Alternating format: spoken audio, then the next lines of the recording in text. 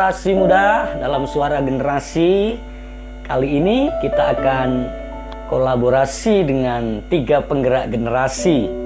Yang pertama rekan saya, sahabat saya Gideon dari NPCC Bali. Dia adalah anak muda yang luar biasa, seorang penggerak generasi di GBI Rock Nusa Pujian atau tepatnya NPCC. Yang kedua kita akan mendengar pesan dari Cik Febel, rekan kerja saya, sahabat saya juga di kota Semarang, tepatnya KGC Semarang. Yang ketiga anak rohani saya Yosafat Rato, juga terlibat aktif dalam kegerakan generasi di kota Magelang. Selamat mendengarkan pesan-pesan ini, kiranya pesan-pesan mereka menjadi berkat buat kalian. Dan tema kali ini keren banget, yaitu Stop Cuek. Ingat, stop cuek. Pesan mereka tolong direnungkan dan menjadikan hidupmu tidak lagi cuek dengan siapapun, termasuk dengan Tuhan. Jaga jarak dengan sesama, jaga jarak dengan lingkungan, bukan berarti cuek dengan segalanya. Nikmati pesan-pesan mereka. God bless you.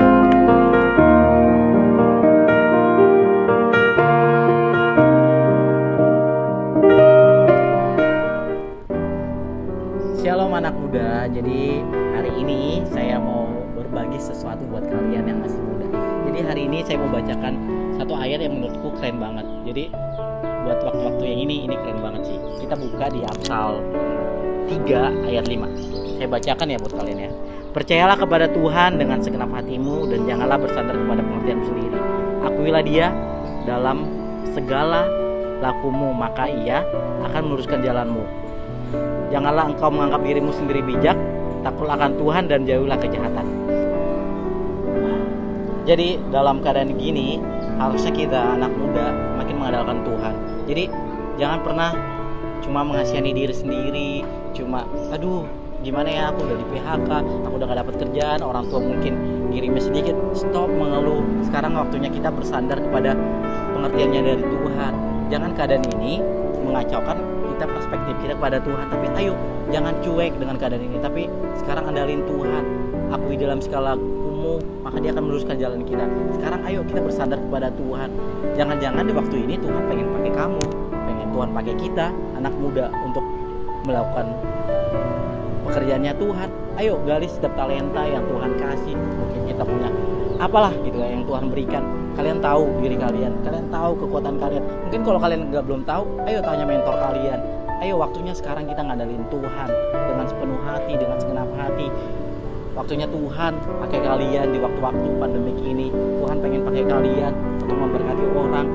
Untuk orang yang bilang dunia mungkin lihat ini keadaan susah, tapi waktu kita ada mengandalin Tuhan, keadaan ini Tuhan pakai untuk kita, untuk produktif, kreatif, dan untuk bisa memberkati orang.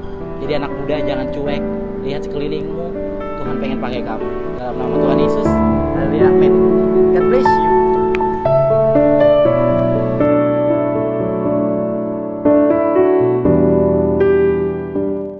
Shalom warga kerajaan. Tuhan tidak memanggil kita sebagai generasi yang cuek, melainkan sebagai generasi yang berbuah dan berdampak bagi lingkungan di sekitar kita. Artinya hidup kita menjadi berkat dan dampak bagi sesama kita. Apa sih kuncinya supaya hidup kita menjadi berkat dan dampak bagi sesama sekitar kita? Satu kuncinya yaitu bersatu dengan Yesus di dalam doa.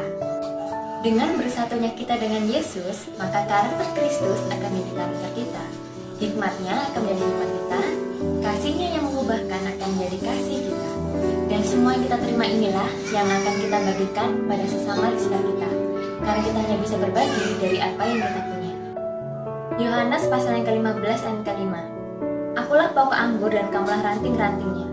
Barang siapa tinggal di dalam aku dan aku di dalam dia, ia berbuah banyak, sebab di luar aku kamu tidak dapat berbuat apa-apa. Firman Tuhan dengan jelas mengatakan bahwa di luar dia kita tidak dapat berbuat apa-apa. Kita tidak akan bisa menghasilkan buah kalau kita tidak melekat kepada pokoknya. Bersatu dengan Yesus di dalam doa artinya adalah kita memiliki hubungan sejati dengan Dia.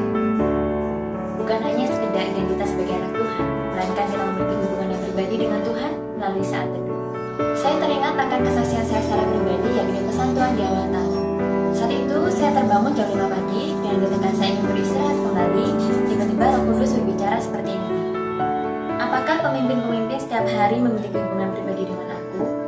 Semua yang kamu pikirkan dan rencanakan akan sia-sia tanpa dimulai dari hubungan pribadi dengan aku. Karena itu hanya berdasarkan kekuatanmu sendiri. Ketika para pemimpin memiliki hubungan pribadi dengan aku, intim dengan aku, maka mereka akan mengerti kehendakku. Saudara, saya percaya dan yakin sekali bahwa Tuhan ingin menjalin hubungan pribadi dengan kita semua. Jadi, stop cuek. Jadilah generasi yang menjadi berkat dan berdampak bagi sesama. Dengan apa? Satu kuncinya bersatu dengan Yesus di dalam doa. God bless you.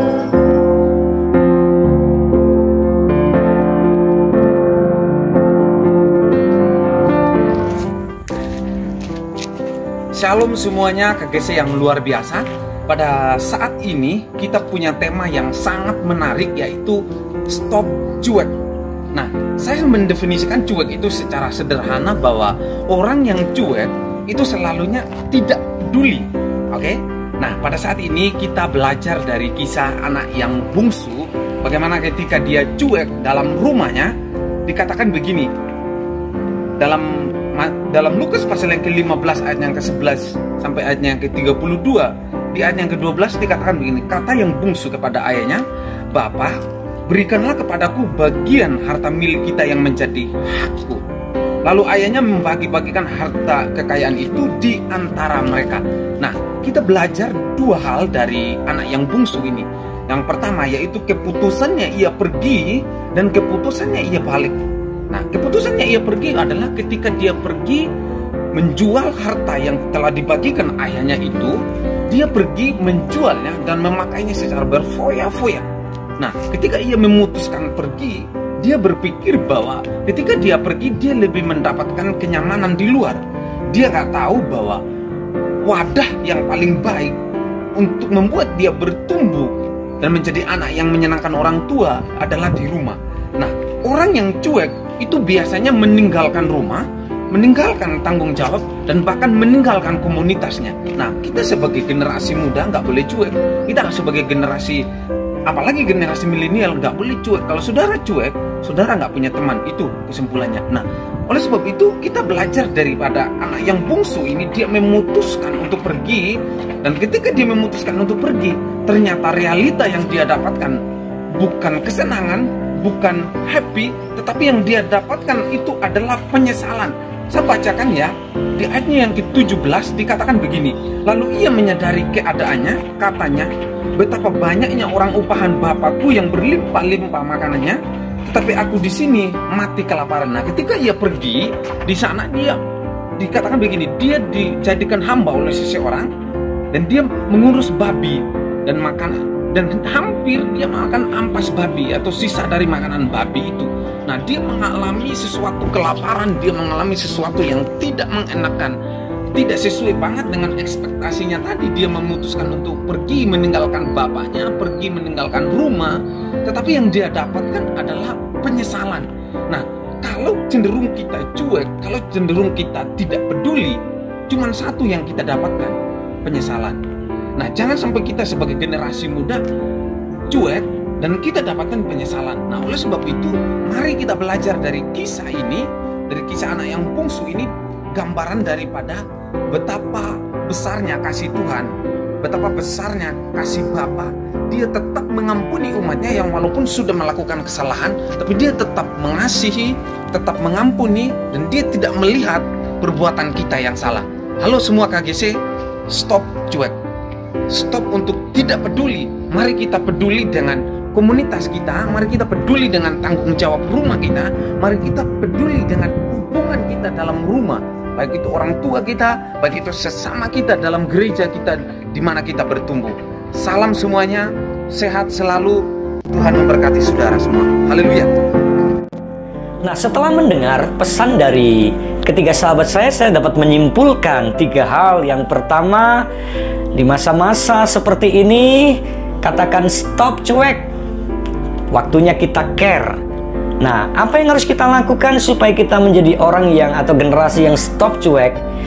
Yuk makin andalkan Tuhan dalam segala sesuatu yang kita kerjakan. Kata Alkitab, jangan bersandar pada pengertian sendiri. Andalkan Tuhan. Sekali lagi, andalkan Tuhan. Yang kedua, pesan yang disampaikan rekan-rekan saya dapat menyimpulkan bahwa yang kedua adalah bersatu dengan Kristus dalam doa. Ayo kita semakin sepakat dalam doa, semakin semangat dalam doa, semakin bergairah. Karena dalam doa kita sedang terkoneksi dengan Bapa, sedang terkoneksi dengan surga. Kalau kita terkoneksi dengan surga, maka kita bisa mendownload semua berkat-berkat surga. Yang ketiga, dalam masa-masa cuek, stop cuek ini, apa yang pesan Tuhan yang disampaikan oleh 3 hamba Tuhan tadi, maka saya dapat menyimpulkan, yuk jangan tinggalkan tanggung jawabmu di rumah. Jangan tinggalkan tanggung jawabmu dalam komunitas. Jangan lari dari komunitas. Jangan tinggalkan komunitas. Tapi dalam komunitas itu erat bersatu, saling memperhatikan. The power of saling. Sekali lagi, ada kekuatan yang hebat dalam kata sepakat dan saling. Maka inilah yang menjadi pesan kita dalam tema kali ini, Stop Cuek. Waktunya generasi muda saling peduli, saling mendoakan, saling menguatkan, saling meneguhkan. Saya percaya ketika generasi-generasi muda ada kekuatan saling di dalamnya, stop cuek but care, tetapi peduli, maka akan ada kegerakan besar yang akan terjadi dalam komunitas-komunitas kita. Mari lakukan itu. Stop cuek.